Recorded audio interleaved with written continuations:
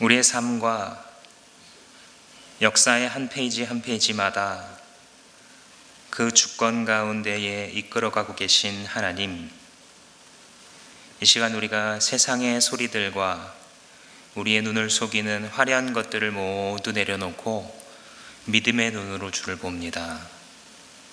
그럴 때에 이끌어가고 계신 주님의 그 위대하신 손을 보게 됩니다. 아버지, 이 말씀을 통하여 당신의 위대한 손을 보았던 이 성경의 인물들을 놓고 우리가 묵상할 때에 하나님의 살아계심이 우리의 가슴 속에, 우리의 삶 속에 온전히 또렷해지는 축복이 있게 하여 주시옵소서. 예수님의 이름으로 기도합니다. 아멘. 어린 시절 심부름을 해오라는 어머니의 부름을 받고 뭔가를 사러 갑니다. 가다 보니까 친구들이 공터에서 놀고 있습니다. 이 친구들이 아까 헤어졌는데 또 뭘 놀고 있나? 비석치기를 하고 있는 겁니다. 비석치기 하면 또 내가 잘하지 하는 마음으로 같이 어울려서 놉니다. 처음에는 심부름이 있으니까 한 판만 하고 갔다 와서 해야지 라고 생각했으나 한 판을 하는 순간 그 기억은 사라졌습니다.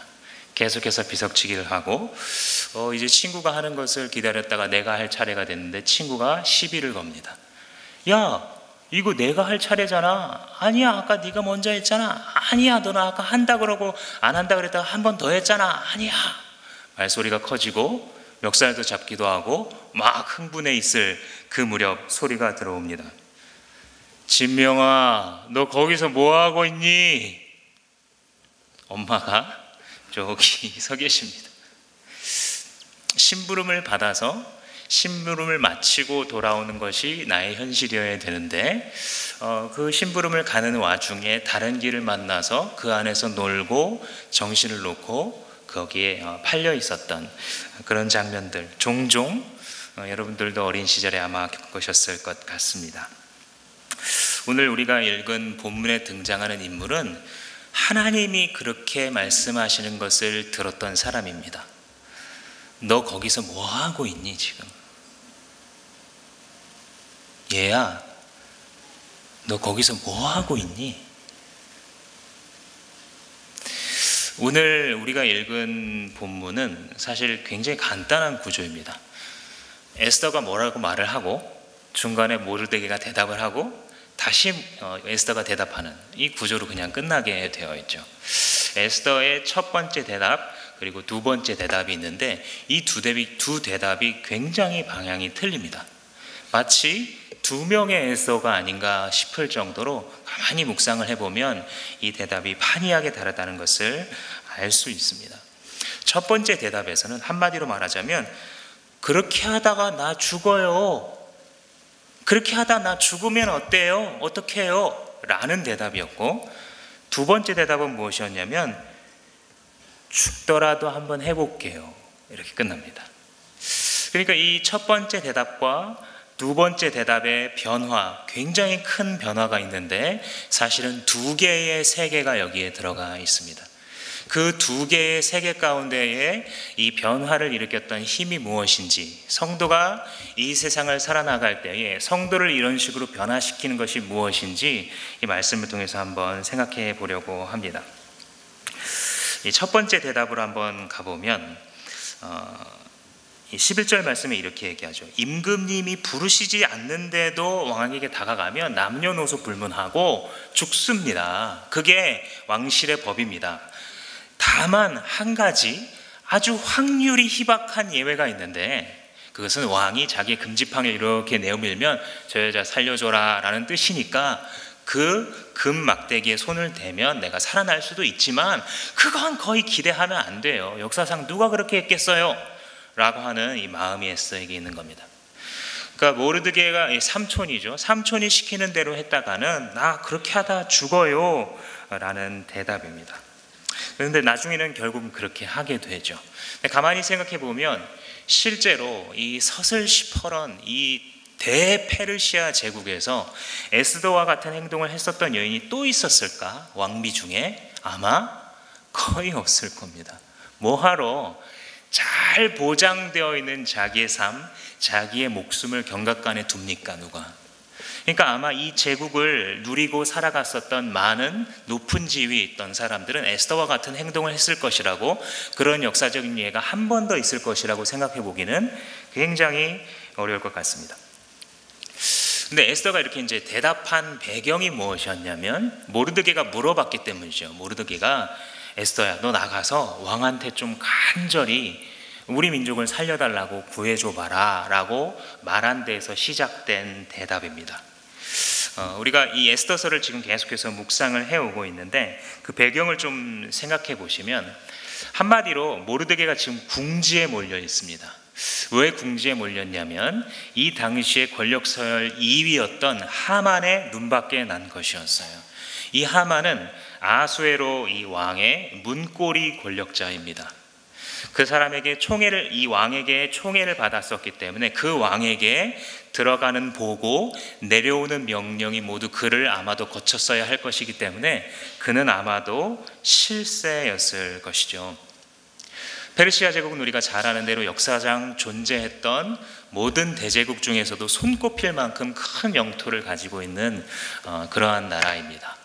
여러분들 인도를 생각해 보시면 인도 이 서쪽에서부터 시작해서 이 파키스탄, 아프가니스탄, 이란, 이라크, 터키, 밑으로는 요르단, 시리아, 그리고 이집트까지 모두 정복해서 다스리고 있었던, 그리고 수많은 문명을 남겼던 이 제국이 바로 페르시아 제국이고, 그 제국의 이인자가 이 남자 하만이었던 것입니다.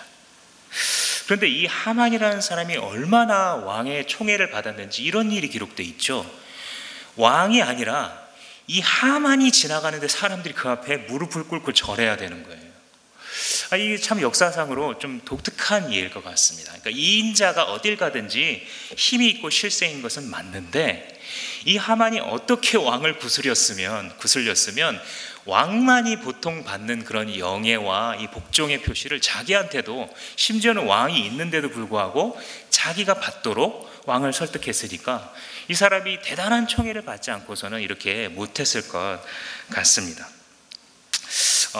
이 에스더서를 보시면은 에스더가 사실 한낱 보잘것없는 실향민의 딸로서 식민 통치를 받고 있었던 그 민족의 딸로서 거의 길바닥과 같은 데서 이 왕실에 들어오기까지 얼마나 많이 고생했습니까? 사실 많은 장면들을 생략했지만 우리가 에스더의 삶을 하루하루 살아간다고 생각해 보십시오. 이 자유 대한민국을 살아가는데도 하루하루가 정말 쉽지 않잖아요. 한 해 한 해, 5년 5년이 정말 쉽지 않잖아요. 그런데 이 제국에서 나라를 잃어버리고 자기의 신분과 출신을 감춰야 됐었죠. 나중에 나오는 거 보면 유대 출신이니까 절대 밝힐 수 없잖아요. 그런데 거기서 그가 하루하루를 살아내면서 여기까지 올라간 스토리는 인간적으로 봐도 인간 승리의 스토리예요. 사람들에게 감화를 줄 만한, 기독교를 떠나서 참 자수성가한 이런 스토리다라고 볼 수 있습니다. 그래서 아마 그것 때문에 에스더기가 쓰여졌나 라고 생각해 볼 수도 있겠죠, 일견으로는. 그런데 이번에 하만의 입장에서 한번 생각해 보세요. 하만도 똑같습니다. 하만도 보시면 아각 사람이라고 나오는데 이게 옛날 이름은 아말렉입니다. 그러니까 역시 마찬가지로 식민 통치를 받던 이 하만이라는 남자가 어떻게 했는지 그 나라의 2인자까지 올라갔어요. 아마 모르긴 해도 하만도 하만서를 기록했을 법도 합니다. 내가 어떻게 성공했는지, 내 인생이 칠막칠장을 봐라 하면서 막 써놨을 수도 모르는 일입니다. 그래서 이 하만 앞에서 모두 다 절을 합니다. 안 하면 이 인간이 어떻게 할 인간인지 모두 알고 있는 거예요. 그래서 아무 문제 없이 그 궁궐에 드는 고위 관리들도 다 하만에게 절을 하는데, 이 모르드게가 무슨 이유에서였는지 절을 하지 않아요. 여기서 모든 문제가 시작됩니다. 이 일견 피상적으로 읽으면 자기 고집대로 살다가 자기 집안도 망치고 나라도 망칠 뻔한 사람이 모르드게입니다. 근데 웬일인지 이 모르드게가 계속 절하지 않아요. 그러니까 옆에 있는 신하들이 안절부절 못합니다. 괜히 같이 불똥이 튀면 안 되잖아요. 그래서 충고를 합니다. 야, 너 뭐가 잘났다고 안 엎드려? 이거 야 우리가 하만이 좋아서 그런 줄 알아? 이거 왕의 명령으로 나왔어. 대통령령 13조 1항에 지금 기록돼 있다고. 너 빨리 절해. 우리한테 괜히 불똥 튀게 하지 말고. 이거를 성경에 보시면 여러 번 권했다고 하는데 모르드게는 그때마다 거절했어요. 계속해서. 나중에는 이 하만이 지나가면서 이 모르드게를 쳐다보고 있는데도 절하지 않는 장면이 나오죠. 그래서 이 다른 신하들이 이 모르드게에게 처음에는 지적하다가 그 다음 경고하다가 그래도 말을 듣지 않으니까 하만에게 직접 고발합니다. 모르드게라는 사람이 있는데 당신에게 절하지 않습니다. 왕명을 어기고 당신에게 절하지 않습니다 라고 말하죠. 이 말을 들은 하만은 눈이 뒤집힙니다. 이 자식 죽여버려. 많이 순화해서 이 정도의 생각을 하만은 품었던 것이 분명하고 눈이 뒤집어져서 이 모르드게를 죽일 뿐만 아니라 얼마나 화가 났든지 이 모르드게의 출신을 조사한 다음에 유대 민족이라는 것을 알게 된 직후 잘 됐다. 이 유대 인종 청소하자라고까지 나아갑니다. 그러니까 굉장히 분개했던 것이 분명하죠. 그리고 자기가 성공했을 때 사용했었던 그 주도 면밀함을 여기서도 발휘해서 왕을 구슬러서 몇 개월 뒤에 유대인은 남자나 여자나 나이 든 분이나 나이가 어린 사람이나 다 무차별로 잡아 죽여도 좋다. 거리에서도 집에서도 아무 때나 죽이고 그 재산을 취해도 좋다 하고 날짜까지 명시해서 이 보발군들을 통해서 전국 방방곡곡에 이 왕의 방을 명령을 방으로 붙이게 되죠. 그러자 이 모르드게는 비로소 큰 충격을 받습니다. 모르드게는 자기가 하는 행동이 이 위험한 행동이라는 것을 모르진 않았을 겁니다. 분명히 왕의 명령이었으니까. 그런데 이것을 어겼을 때는 뭔가를 결심을 하기는 했을 텐데 실제로 결과가 이렇게 나오면서 일이 커지자 모르드게는 큰 충격을 받습니다. 그리고 굵은 베옷을 입고 재를 뒤집어 쓰고 대성통곡을 합니다. 우리가 잘 아는 것처럼 구약 성경에 나오는 풍습이죠. 이게 뭐냐면 자기의 부모가 돌아가셨거나 아니면 자기의 나라가 망하게 생겼을 때 혹은 자기가 크게 회개를 해야 될 때 하는 행동이 바로 이것입니다. 평상시에 편한 옷을 입지 않고 우리도 이제 상갓집에 가면 가끔 이 베옷으로 입고 있는 경우가 좀 있지 않습니까? 굉장히 불편한 옷을 일부러 입는 거예요. 내가 지금 편하게 마음 편하게 있을 수 있는 상황이 아니다라는 것을 표현하는 것이죠. 그래서 굵은 베옷을 입고 머리를 풀어헤치고 거기에 이 더러운 재가루를 확 일부러 뒤집어 쓰고 땅바닥에 엎드려져서 울고 있는 겁니다. 그 소문이 퍼져나갑니다. 왕실에까지 들어갔고 에스더의 귀에 들어갔습니다. 에스더는 명령을 내립니다.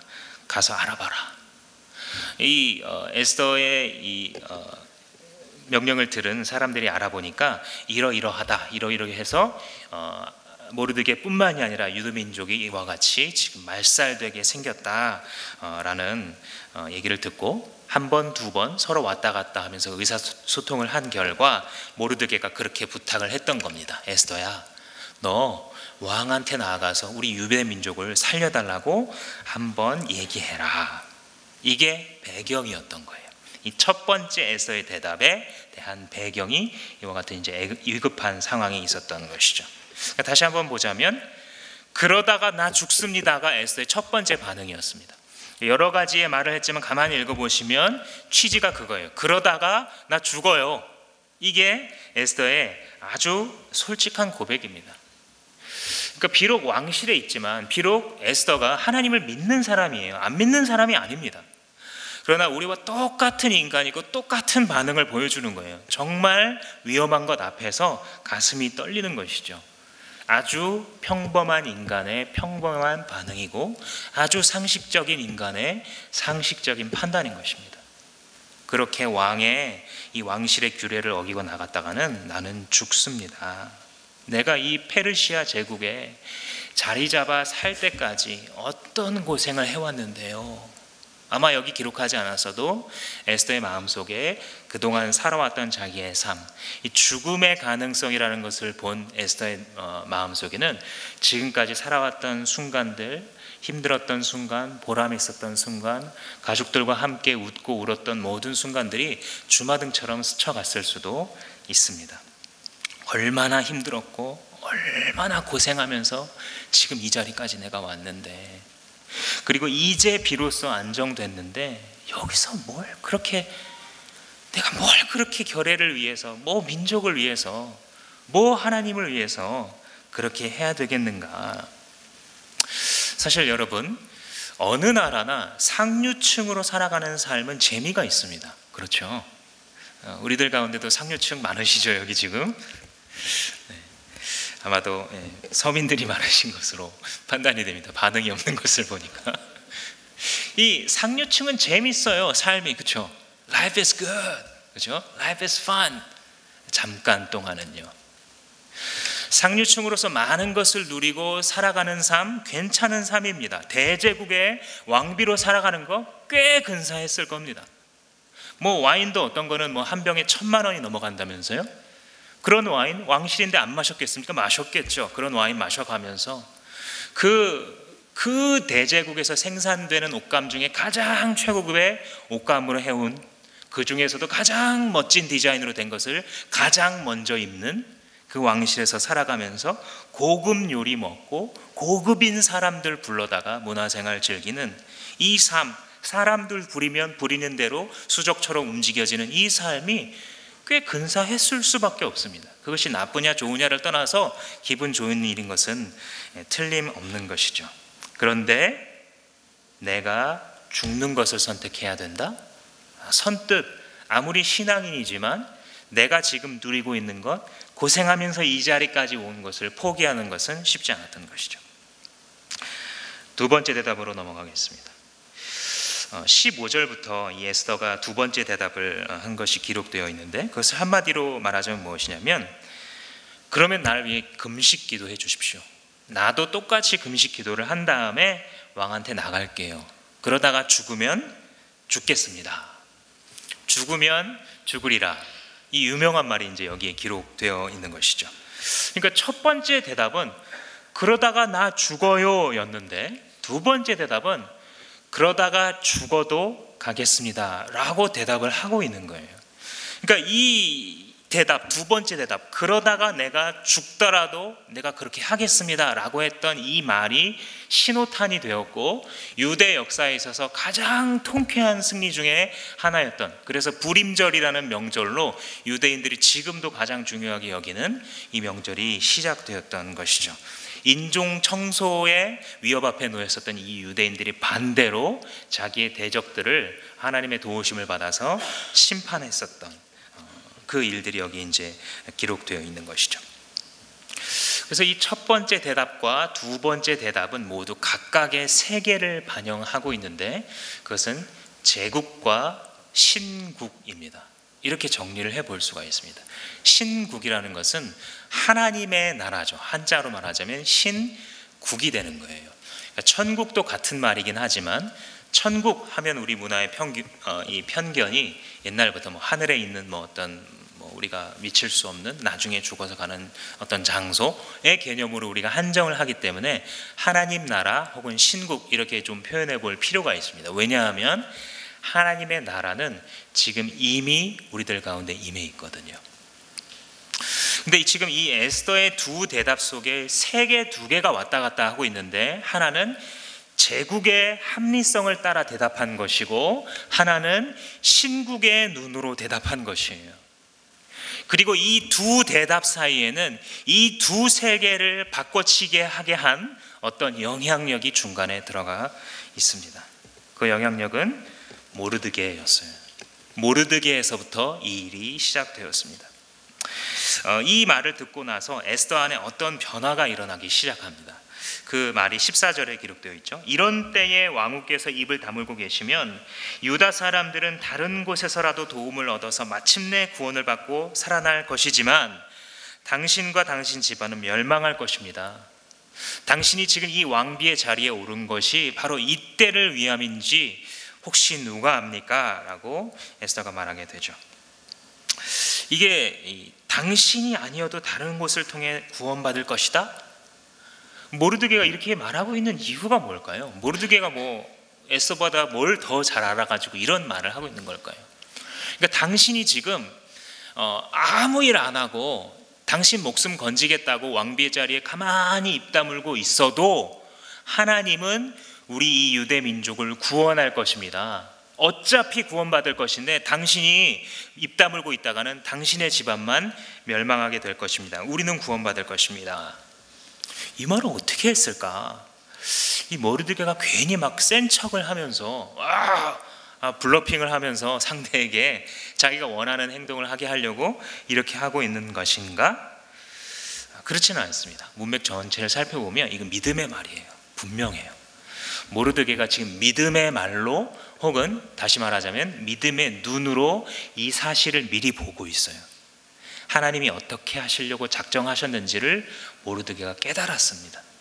그래서 이 말은 예언에 가까운 말이에요. 지금 당신이 지금 가지고 있는 왕비로서의 영향력을 당신 앉아 깔고 앉아서 당신의 몸과 당신의 가정 지키겠다고 가만히 있다가는 당신은 하나님의 구속 역사에서 밀려날 것입니다. 하나님은 그 장구한 구속 역사 속에서 어차피 구원을 이루실 것인데 당신 동참할 겁니까? 안 할 겁니까? 묻는 거예요. 지금 이 예언에 가까운 말을 들었을 때에 에스더 안에 있었던 뭔가가 와장창 무너져 내립니다. 가만히 묵상을 해보면 이 유리창에 돌을 던진 것처럼 쨍그랑하는 소리와 함께 이 에스더 안에 있었던 어떤 세계가 무너져 내리고 있는 것입니다. 그리고 오늘 우리가 기억하는 바로 그 에스더가 될 수 있었던 것이죠. 우리가 여기서 좀 생각해 봐야 될 것은 무엇이냐면 모르드게가 도대체 어떤 인물이길래 이렇게 할 수 있었을까라는 질문입니다. 이 사람은 어디서 나타났고 어떤 사람이길래 이런 것들을 분별할 수 있는 사람이었을까? 이 본문이 직접적으로 말하고 있지는 않아요. 그러나 여러 가지 힌트들을 통해서 우리가 살펴볼 수 있습니다. 이 시점까지 모르드게가 살아왔던 삶을 한마디로 요약해 보자면 이런 사람입니다. 믿음을 따라 살려고 하다가 망한 사람이에요. 이게 모르드게 인생의 요약입니다. 실향민의 후손 역시 후손으로서 열심히 고생하면서 꽤 성공 가도에 올라갔다가 믿음을 따라 선택하겠다고 했다가 자기의 목숨은 물론이고 자기의 집안과 결례까지 다 어려움에 겪게 만드는 그런 사람입니다. 이 사람은 죽을 고생을 다 한 사람이 틀림없습니다. 자기가 딸처럼 기른 이 조카 에스더에게 늘 하는 말이 있었어요. 그게 뭐냐면 에스더야 너는 네가 유대 출신이라는 걸 밝히지 말아라 이렇게 말을 해요. 이 말이 무슨 뜻입니까? 그 사회가 이 페르시아 사회가 유대인에게 우호적인 거예요? 안 우호적인 거예요? 우호적이지 않다는 거예요. 이 유대인들을 생각할 때에 나중에 하만이 유대인들을 잡아 죽입시다 했을 때 다른 사람들이 얼른 어떻게 해요? 얼른 동의해요. 그죠? 이 사람들의 분위기를 알 수 있어요. 이런 일이 중세 역사에서도 계속 일어났잖아요. 유대인이 가는 곳마다 유대인들을 미워하는 사람들이 항상 있었죠. 그게 폭발한 것이 이 나치즘이었던 것이죠. 근데 이 당시에도 이스라엘 사람들은 분명히 고가와 보였을 거예요. 나라도 잃어버리고 남의 땅에 들어와서 눌려 사는 주제에 맨날 자기네들 하나님 거리고 그 하나님 막 최고라 그러고 그 하나님의 법을 따라야 된다고 하면서 슬쩍슬쩍 그 왕국의 법도 막 어기고, 그러니까 얼마나 재수 없는 인간들이었겠습니까? 아니 세상에 좀 둥글둥글 맞추면서 살아야지 뭐 하나님 걸핏하면 핑계를 대면서 이 제국의 입장에서 봤을 때 자기들의 사회에 순응하지 않는 이 인간들이 얼마나 얄미웠겠습니까? 그러한 분위기 속에서 그는 성장했고 자기의 직접적인 경험이든 간접적인 경험이든 알았어요. 유대인인 걸 밝히면 안 된다. 그래서 에스더에게 이 에스더서에서도 2번 이상 그렇게 밝히는 장면이 나오고 있습니다. 그가 어떤 출신인지 어떤 집안에서 태어났는지 어떻게 성장했는지를 남들에게 노출시키는 것이 자기가 출세하는데 자기들의 이 경력에 전혀 도움이 안 된다는 것을 알 수 있었던 것입니다. 그리고 이 모르드게는 또 어떤 사람이냐면 열심히 살았던 사람입니다. 2장에 보시면 다른 곳에서 일하다가 왕궁에 취직을 합니다. 쉬운 일은 아니었겠죠. 그래서 왕궁의 일을 맡아서 섬기고 있었다. 그러니까 이 사람이 무턱대고 이방 사람들을 배척하는 사람도 또 아니었어요. 그래서 왕궁에 취직해서 열심히 일하기를 어느 정도 열심히 일했냐면, 이 아하수에로 왕을 독살하려는 이 반역의 음모가 막 꿈틀꿈틀하고 있을 때 이걸 모르드게가 알아채고 에스더를 통해서 이 왕에게 보고를 하게 하죠. 그래서 아하수에로 왕이 목숨을 건지게 됩니다. 그러니까 이 모르드게가 이방이면 대놓고 막 무시하고 깔아뭉개는 이런 사람이 아니었어요. 자기가 속한 제국에서, 그 제국의 틀과 한계 속에서 성실하게 살았던 사람이에요. 자기가 맡은 역할을 잘 감당하려고 노력했고, 자기에게 보스로 주어진 사람에게 자기가 할 수 있는 충심을 다해서 일했던 한 사람의 인간입니다. 그러니까 그가 그냥 자존심 때문에 하만에게 이렇게 막 대들고 있다, 이렇게 생각할 수는 없는 것이죠. 또 그가 성실한 사람이었던 것이 고단한 삶 속에서 에스더를 딸로 입양합니다. 그래서 마치 자기가 아버지인 것처럼 의무를 다해서 이 딸을 기르고 부양하면서 살아가고 있죠. 그러니까 신앙인이 이 세상 나라를 살아갈 때에 이런 모습이 있어야 됩니다. 하나님을 믿는다고 하면서, 하나님께서 이 세상을 심판하실 것이라고 하면서 세상에 주님을 믿지 않는 사람들을 함부로 깔아뭉개면 안 돼요. 그게 크리스찬이 하는 일이 아닙니다. 세상의 기업에 들어갔다고 해서 내가 일하는 이 직장이 넌 크리스찬들이라고 해서 그 사람들을 마음껏 무시하고 그것에 어떤 규율을 내 마음대로 어겨도 되는 게 아닙니다. 하나님께서 나를 두신 그 자리에 하나님의 부르심이 있음을 믿고 성실하게 하루하루 살아가는 것이 신앙인의 모습입니다. 이런 사람들을 어디서나 찾습니다. 높은 사람이나 낮은 사람이나 이런 사람과 함께 일하고 싶어 합니다. 모르드게는 분명히 특별히 막 굉장히 자랑할 것이나 어떤 뛰어난 점이 있는 사람은 아니었을 것 같습니다. 그런 것이 있었더라면 기록했겠죠. 그런데 그냥 평범하게 그 자리를 지키고 있는 사람입니다. 자기에게 주어진 그 일, 그것이 운전이면 운전, 경영이면 경영, 하는 일이면 일을 성실하게 하루하루 감당해내고 있었던 사람이에요. 그 특징이 있어요, 모르드게에게. 그 위대한 믿음이라는 것은, 우리가 생각해야 될 것은, 위대한 믿음이라는 것은 일상에 숨어 있는 거예요.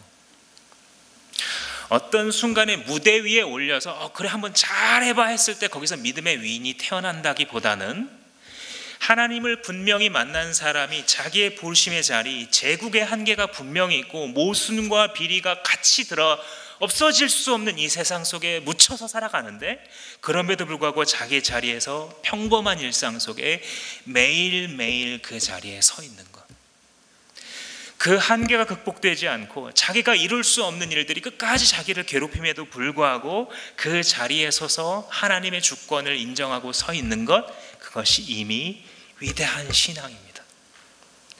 이 위대한 신앙이 전쟁이 터지고 위기시가 되면 이와 같이 드라마틱하게 드러나는 것일 뿐, 원래 신앙의 위대함은 하루하루 남들에게 드러나지 않는, 그러나 하나님과 거니는 일상 속에 있는 것입니다. 그런 그에게 위기가 찾아왔습니다. 하만에게 절하지 않았고 그는 자기와 자기 민족을 죽이기로 명령했습니다. 여기서 이제 짚어봐야 됩니다. 왜 절하지 않았을까?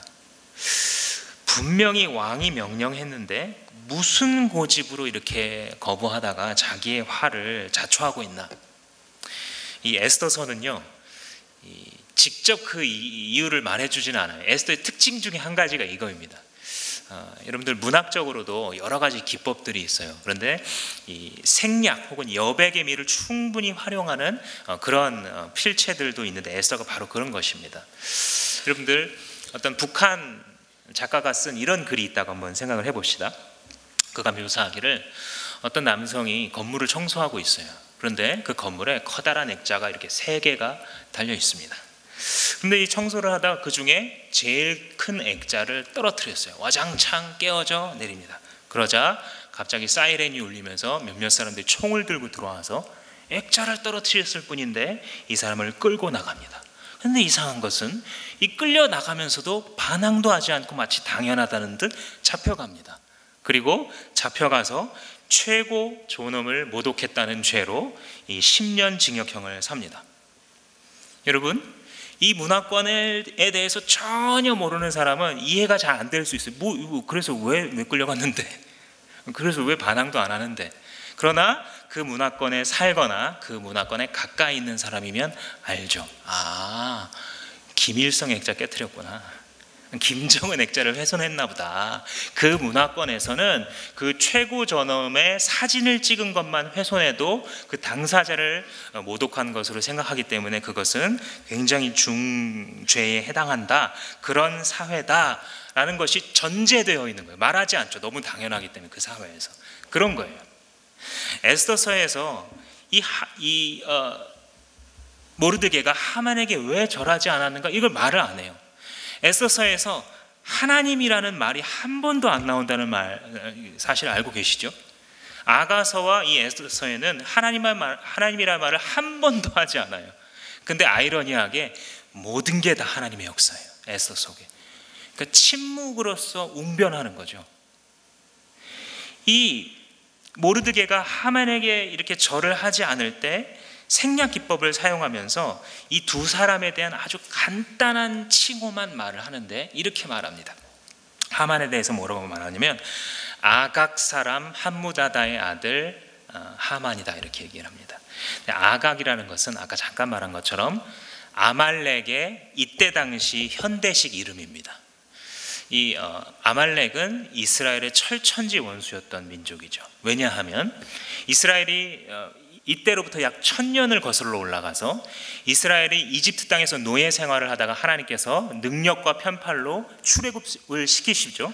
출애굽을 시키실 때 그 당시에 그 위대한 이집트 제국이 무너지는 것을 보고 이미 그 가나안 지역과 중동 지방에 이 여호와 하나님과 이스라엘 민족에 대한 두려움이 엄습합니다. 그래서 가는 곳마다 싸우지도 않고 거의 오합지졸처럼 사람들이 흩어져요. 그런데 이 아말렉 족속은 유일하게 따라와서 쫓아와서 이스라엘을 죽이려고 합니다. 그때 하나님이 분노하시죠. 그래서 여러분들 잘 아시는 유명한 사건, 모세가 손을 들면 이스라엘이 이기고 모세가 손을 내기면 이스라엘이 지는 그 유명한 전쟁을 했던 곳이 바로 아말렉입니다. 그런데 하나님께서 여기서 뭐라고 말씀하시냐면 이제 나 여호와가 이 아말렉의 원수가 되어 대대로 그들과 싸우리라 라고 선언하십니다. 왜냐하면 하나님 보실 때에 하나님의 구원의 역사를 이루실 때에 그 자기 백성을 하나님이 자기 손으로 잡으셔서 구원하시는 그 자기 백성을 하나님의 손에서 빼앗아내서 그들을 멸망시키려고 했었던 이 아말렉의 행동은 하나님의 영원한 원수와도 같은 사단이 하는 일을 상징했어요. 그래서 하나님께서는 그와 같은 못된 짓을 한 아말렉에게 대대의 원수가 되겠다고 예언적으로 선포한 것이었습니다. 이 사건을 약 400년 정도가 지나서 사울 왕이 아말렉과 전투를 할 때 사무엘서가 그렇게 기록을 합니다. 여호와께서 대대로 싸우리라고 하셨던 이 아말렉과 사울 왕이 다시 싸우는 거예요. 그런데 그때 재미있는 것은 무엇이냐면 이 아말렉의 왕의 이름이 바로 이 아각입니다. 그리고 사울은 어떤 유력한 인물의 아들이었는데 그 아버지 이름이 무엇이냐면 기스였어요. 근데 오늘 이 에스더서의 앞부분에 보시면 모르드게를 소개할 때 다른 걸 소개하는 게 아니라 이 사람은 베냐민 지파에다가, 그러니까 사울과 같은 지파죠. 그리고 기스라는 사람의 증손자다. 이런 좀 뜬금없는 정보를 줘요. 이 기스가 그 500년, 400년 전에 그 기스는 아니거든요, 물론. 근데 이게 중요하다는 거예요, 지금 저자는.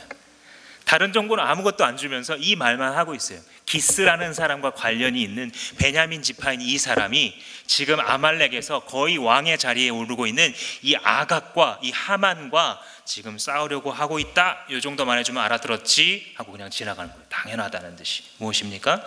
대대에 걸친 여호와의 원수가 되었던 그 하만 앞에 모르드게가 무릎 꿇을 수가 없었던 겁니다. 거의 신앙의 차원으로 그가 받아들였었던 것 같아요.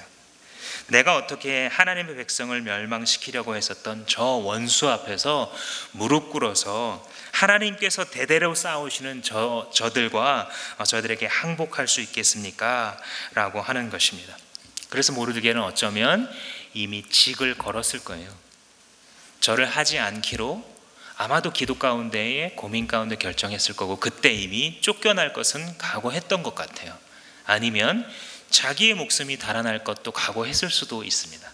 근데 그가 아마도 예상 못했었던 것은 무엇이냐면 유대 민족 전체가 이같이 재난을 당할 것이라고는 상상을 못했을 수도 있을 것 같습니다. 근데 그러면서 여러분들 성경이 있으신 분은 3장 4절을 한번 보시면 이렇게 되어 있습니다. 3장 4절에 이 모르드게에게 아까 그 주변 신하들이 계속 타일렀다 그랬잖아요. 너도 절하라고, 너도 절하라고. 근데 이 모르드게 하는 대답이 뭐냐면 나는 유대인이에요. 이 말하고 그냥 끝납니다. 역시 생리학의 미학을 여기서 좀 보여주고 있는 거예요. 모르드게의 마음속에서는 이게 설명이 되고 있는 거예요. 그리고 이 에스더서를 처음 읽었던 첫 번째 그 문화권의 독자들도 이게 이해가 되는 상황이에요. 지금 내가 유다인인데 어떻게 아각 사람에게, 왕처럼 구는 자에게 내가 절을 합니까? 하고 그것으로 끝이에요. 그런데 그 나머지 신하들이 하는 말이 재미있어요. 뭐라고 말을 하냐면 그의 그런 행동이 언제까지 용납될 수 있는지 두고 보려고 하만에게 일렀다는 거예요. 그래? 너 유다 백성이야? 그래? 너 하나님 백성이라고? 언제까지 그거 하나 보자. 네가 뭐 크리스찬이야? 그래? 너 하나님 믿어? 하나님 너 뭐 책임진다고? 언제까지 그러나 보자. 언제까지 그렇게 고고한 척하면서 세상 더러운 거는 너랑 상관없다는 듯이 언제까지 서 있나 보자.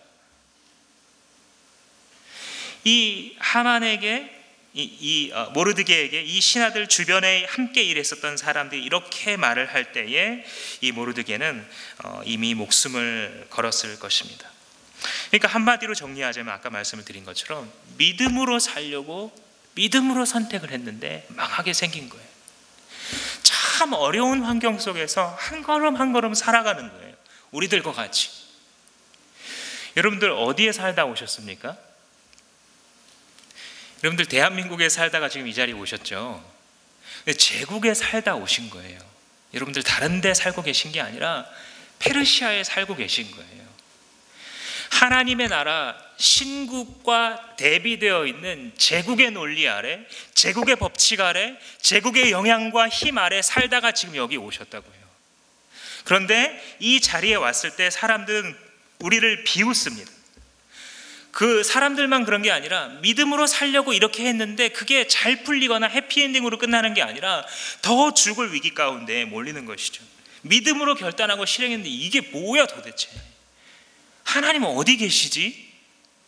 모르드게 아마 분명히 이렇게 말했을 것 같습니다.